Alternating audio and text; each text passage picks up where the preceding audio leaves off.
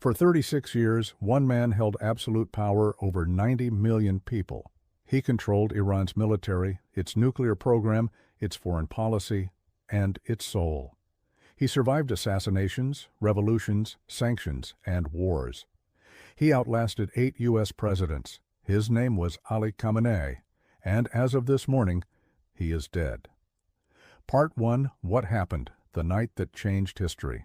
On the night of February 28, 2026, the United States and Israel launched the most significant joint military operation since World War II. Strikes hit 24 Iranian provinces simultaneously. The targets were not random. Nuclear sites, missile infrastructure, drone factories, intelligence headquarters, and the most senior leadership of the Islamic Republic. Among those targets was Khamenei's personal compound in Tehran. Satellite imagery, later published by Airbus and multiple intelligence agencies, showed the building reduced to rubble. An unnamed Israeli official confirmed that Khamenei's body had been located and shown directly to Prime Minister Netanyahu. Trump then posted on Truth Social, calling it justice for the people of Iran and describing Khamenei as one of the most evil people in history. Iranian state media, after initially denying the reports, confirmed the death early Sunday morning. 40 days of national mourning were declared. 7 days of public holidays announced. 4 members of Khamenei's immediate family, his daughter, son-in-law, grandchild, and daughter-in-law, were also killed in the same strikes. The man who ruled Iran for over 3 decades was gone. Part 2. Who was Ali Khamenei? To understand why this moment is so historic, you need to understand who this man actually was. Ali Khamenei became supreme leader of Iran in 1989 following the death of Ayatollah Khamenei, the architect of the 1979 Islamic Revolution. He was not the obvious choice at the time. Many in the clerical establishment considered him too junior, but he was politically shrewd, ruthless when necessary, and deeply ideological. Over 36 years, he transformed Iran into the most powerful Shia theocracy on earth. He built the IRGC, Iran's Revolutionary Guard, into a parallel military and economic empire that rivaled the official government. He oversaw the creation of a regional proxy network stretching from Lebanon through Syria, Iraq, and Yemen. Hezbollah, Hamas, the Houthis, Iraqi militias, all funded, armed, and directed under his authority. He accelerated Iran's nuclear program to the edge of weapons capability, surviving multiple rounds of crippling international sanctions and covert sabotage.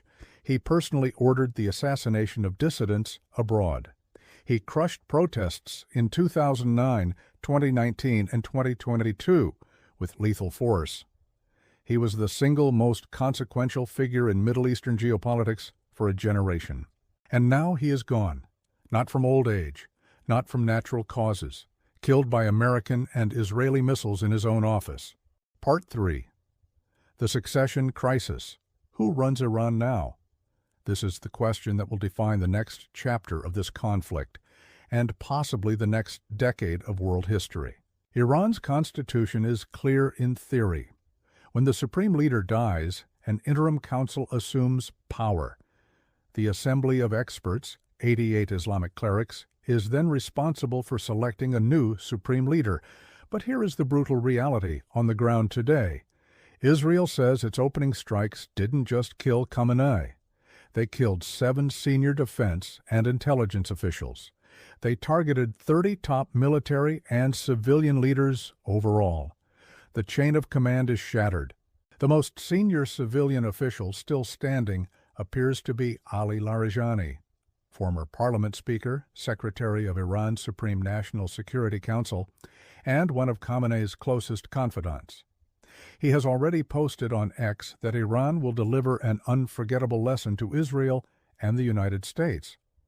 But whether Larijani can consolidate power, or whether the IRGC, which has its own command structure and its own ambitions, moves to seize control, is completely unknown.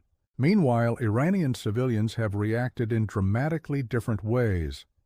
in cities like Isfahan, Karaj, Tehran, and Shiraz, videos circulated of people celebrating in the streets, the same people who protested in 2022 and were shot at by Khamenei's security forces.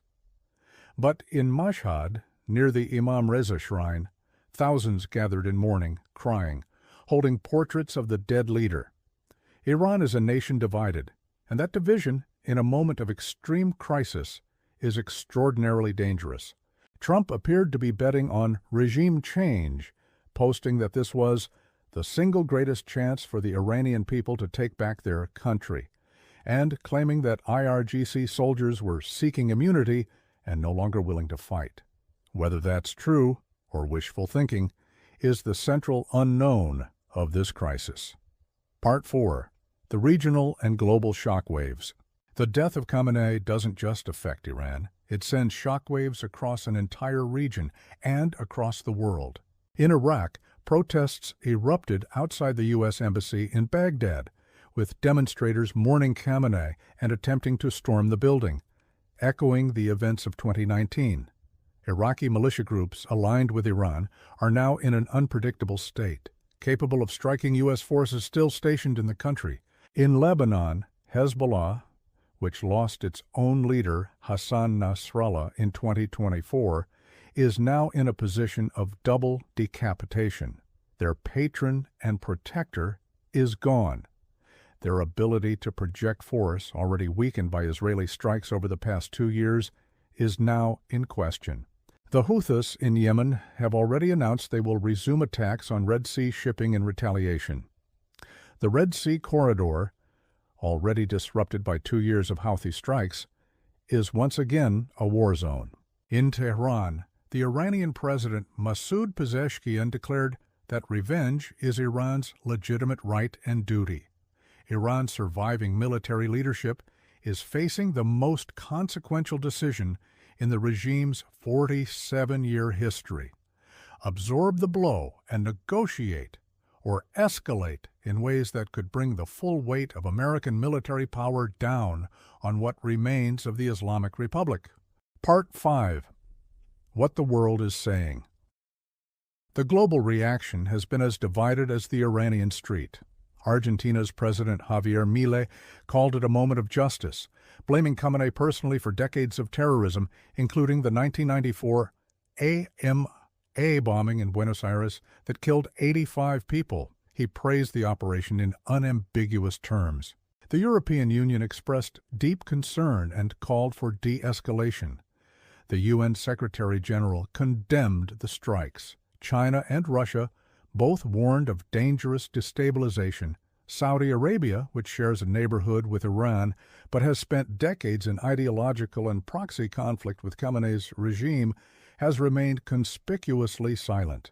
CIA assessments produced in the 2 weeks before the strikes reportedly concluded that hardline figures within the IRGC are the most likely successors. That would mean that while Khamenei is dead, the ideology and the apparatus he built may survive him, perhaps in an even more radical and unpredictable form. Reza Pahlavi, son of the last Shah of Iran and the symbolic leader of the Iranian exile community, urged Iranian security forces to join the nation and help ensure a stable and secure transition, warning that those who don't will sink with Khamenei's ship and his crumbling regime. Part 6. What comes next? 3 possible futures. There are 3 scenarios playing out right now, and the world doesn't yet know which one wins. The first scenario is regime collapse. The strikes were so devastating, the leadership so decimated, and the popular opposition so energized that the Islamic Republic simply cannot reconstitute itself. Iran enters a chaotic but ultimately transformative transition, painful, violent, but ending in a fundamentally different government.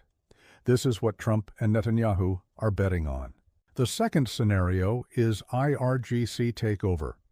The Revolutionary Guard, which has its own command structure, its own economy, and its own fanatical ideology, seizes power in the vacuum. Iran doesn't become more moderate. It becomes more militarized, more radical, and more dangerous. And now, with nothing left to lose and nuclear materials potentially still accessible, that is an extraordinarily terrifying prospect. The third scenario is prolonged chaos. No one wins. No one takes clear control. Iran fractures into competing power centers, clerics, IRGC reformists, and street movements, while the region burns around it. Proxy forces in Iraq, Syria, Lebanon, and Yemen act independently without central coordination, but also without restraint. History does not give us a fourth option, a clean, easy resolution. This will be messy, it will be dangerous, and it will define the Middle East and the world for decades. Closing.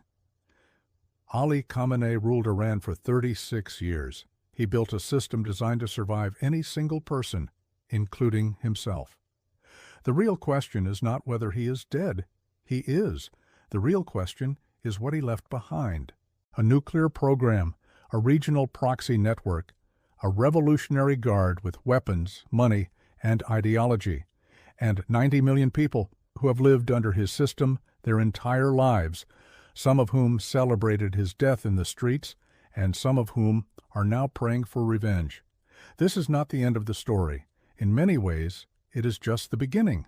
The world changed last night, and nobody, not in Washington, not in Jerusalem, not in Tehran, knows exactly what comes next. Stay informed, because what happens in the next 72 hours will matter for the next 72 years.